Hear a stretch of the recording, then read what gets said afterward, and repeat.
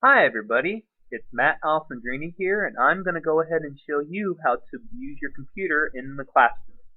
Today, I'm going to go ahead and show you a really cool Web 2.0 program called Quizlet. That is Quizlet.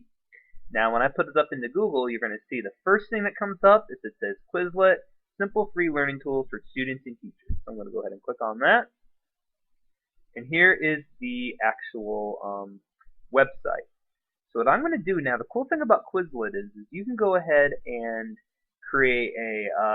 use it without making a login name, or you can do it with making a login name. In this case, I'm going to go ahead and log in because I've actually already created one. So I'm going to go ahead and put my username in, which is Alessandrini, and my password. It doesn't take very long to set up an account. It takes maybe 5 minutes. And what I have right here is I have my main area where I can create information.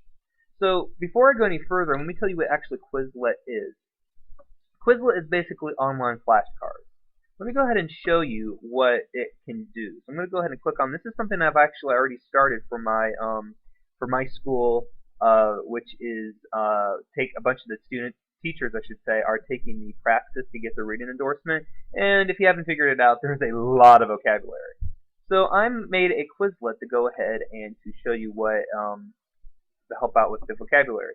So this is what it can do. What it does is online flashcards. The first thing you notice is if you come down here, I have all of my terms that I've put in so far. I've put 3 of them in. The cool thing is if I can actually go ahead and play what the term is in the definition. So that's the first part. What I really like about it is just I want to go ahead and show you what I like about it. I'm going to go ahead and click on card, and it has the card right there like a flashcard.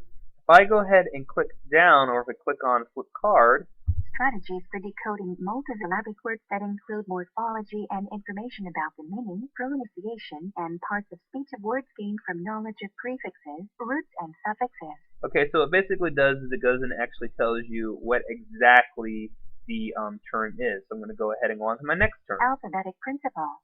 I'm going to go ahead and flip the card. The concept that letters and letter combinations represent individual phonemes in written words. Okay, I'm going to go on to the last card I have. Base word. Flip the card. A unit of meaning that can stand alone as a whole word, also called a free morpheme.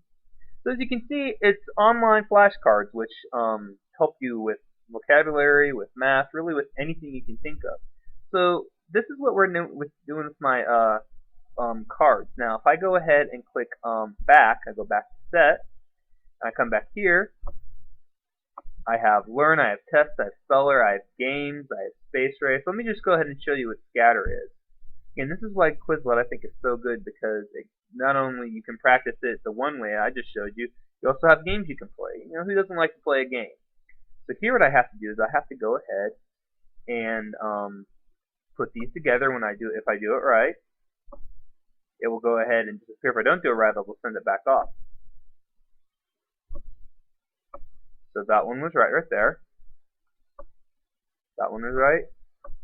That one was right. And finally, it actually tells me my score that I got and the high score, so I can continue to play again. Again, this is all free. Again, I really like this very, very much. So, okay, let me go ahead now and show you how to go ahead and set up your own. Vocabulary cards. So what you're going to want to come down is you're going to want to go ahead and scroll down, or I should say scroll up into where you say it says create. So you click create at the very top. You call your set title. I'll go ahead and call this one math vocabulary. If I have a description for it, it's going to be chapter 2 vocab. I can make it visible to everyone. I can make it visible just to me if I just want to do this. I can make it visible to certain classes. I can put classes in here and they can do it. Or I can go ahead and make it visible to people with a password. I'm going to make it visible to everyone. So I think, being able to share what I have is really, really good. And now the editors, I like keeping it just me as the editor. You do need to choose your language. I'm going to go ahead and just click on my default English. And this is cool. If you are teaching a foreign language class, you can go ahead and get your students working on this from going to English to Spanish. Kind of wish I had this when I was taking my German classes back in high school, but oh well. So what I'm going to go ahead and put over here on the left side, I'm going to go ahead and put the term is. So I'm going to go ahead and put in F. Okay? And I'm going to go ahead and put the definition is to change a number to make it easier to work with. I don't know if that's the actual full definition, but that's what I'm putting on right now. Okay, I'm going to go ahead and put in commutative property. Okay, commutative property we know is to rearrange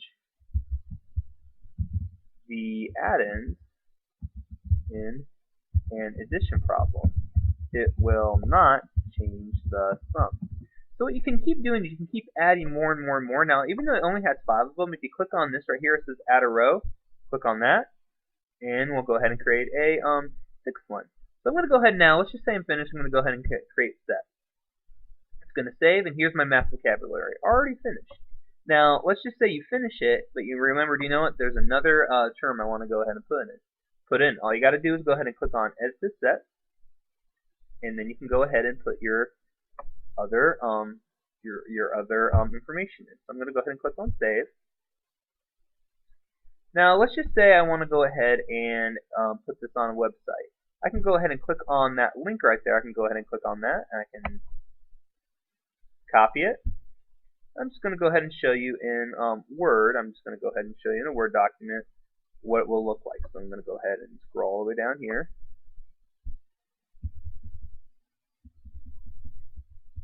I'm going to go ahead and click on paste it, and there's the website. And if I actually go ahead and click on that,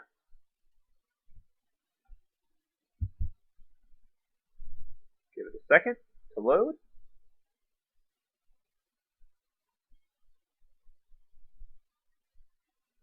And as you can see, it goes and it actually took me to the website that I wanted it to go to. So I hope you found this information to be helpful. Go ahead and come on back for more information on using computers in the classroom. Take care. Talk to you later.